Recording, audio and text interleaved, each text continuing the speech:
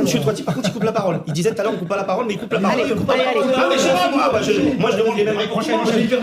Alors donc, en l'occurrence, sur ce que vous venez de dire, dites, dans quel monde je vis? Moi, je vis dans un monde dans lequel, effectivement, la précarité augmente, la pauvreté augmente, effectivement, et où la colère sociale augmente. Et donc, vous me dites, dans quel monde je vis? Je vis dans un monde où, effectivement, monsieur, on parle pas de charge sociale, vous êtes un économiste aguerri, vous devez savoir qu'on parle de cotisation. C'est ça le terme. Charge sociale, cherchez-moi un texte officiel, il n'existe pas. Ah, mais c'est la même chose. Non, c'est pas pareil. On fait de la sémantique.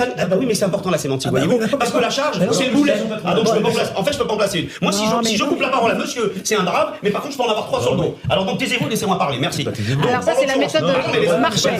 Non, mais c'est incroyable. Je me fais rabrouer, moi, si je lui coupe la parole, mais je peux pas en placer une. Alors que j'en ai 3 sur le dos. Vous avez l'air très maltraité, Benjamin. Merci bien. Non, pas vous.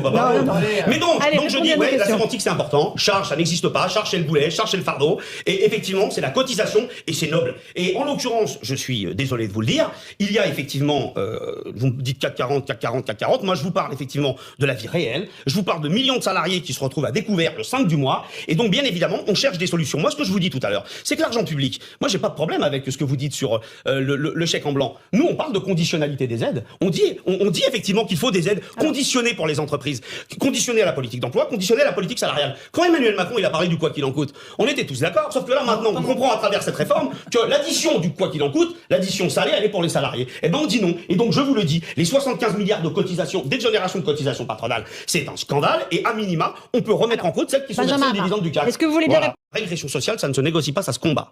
Et donc, il est hors de question d'arriver et de dire, alors oui, effectivement, on va négocier le poids des chaînes. En aucun cas, on considère à la CGT, tranquillement, on produit énormément de richesses dans ce pays. Enfin, je rappelle quand même, on a, en 2022, un record historique, 80 milliards versés aux actionnaires. Non, mais attendez.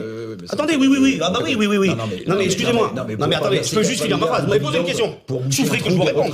Vous m'avez posé une question. Souffrez. Voilà. Je vois bien que vous souffrez. C'est pour ça que vous m'interrompez. Mais je vais quand même aller au bout. Dans un pays où on distribue 80 milliards aux actionnaires du CAC, où on distribue 160 milliards d'aides publiques aux entreprises, je vous le dis, nous, on n'acceptera pas qu'on dise, et visiblement on est entendu par les salariés, ouais, en 2027, il va y avoir un déficit de 12 milliards, il faut accepter la régression. Je vais vous dire un truc, pendant ces mois de discussion, on a fait avancer un certain nombre de propositions. Il n'y a pas forcément des sacrifices et des larmes à proposer aux salariés.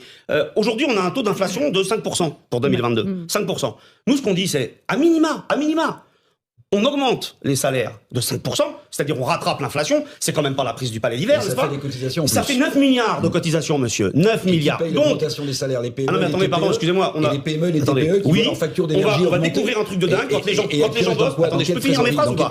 Je peux finir mes phrases ou pas ? Voilà. Donc, je vous le dis, 9 milliards. Ah ben, il me pose des questions. C'est un débat. Donc, oui, je vais vous dire un truc. Quand les gens bossent, on les paye. Et quand l'inflation fait qu'elle augmente de 5%, eh ben, effectivement, on rattrape l'inflation. Si vous augmentez les salaires, vous augmentez l'inflation derrière. Oui, alors ça, c'est la fameuse boucle prix-salaire, mais juste les gens veulent vivre, en fait. Il y a 80% des gens qui serrent la ceinture et veulent vivre. Et là, en l'occurrence, le gouvernement, il fait deux choses. Il y avait une colère en décembre sur les salaires. Il y avait une colère sur les salaires. Maintenant, il nous pond une réforme sur les retraites. Eh ben, les gens, ils se disent une chose simple. Vous savez, la meilleure solution pour les retraites, pour les caisses de retraite, c'est d'augmenter les salaires. L'égalité salariale femmes-hommes, ça parle à tout le monde. Ça parle, ça ouais, passe. C'est vachement bien, n'est-ce pas ? C'est 6 milliards pour les caisses de retraite. Donc ouais, on répartit la richesse. En 1945, la France, elle était en ruine. L'Europe aussi, on a pu financer un modèle solidaire. Aujourd'hui, on peut toujours, sans dire aux gens, vous savez quoi, vous allez bosser à 70 ans et vous allez toucher de moins en moins. Je pense que là-dessus, c'est ça qui nourrit la colère. Vous parliez tout à l'heure d'un effet sédimentation. Les gens, ils en peuvent plus. Ils en peuvent plus de voir effectivement qu'il y a de plus en plus de richesses produites, mais que eux, par contre, ils se partagent des miettes. Ils le supportent plus et c'est pour ça que vous aviez 2 millions de personnes, selon la CGT, plus d'1 million selon les autorités de police dans les rues. Soit vous l'entendez, soit j'ai cru comprendre que derrière, vous allez traiter la question des boulangers, vous allez vous retrouver avec une colère protéiforme et explosive. C'est ça la réalité.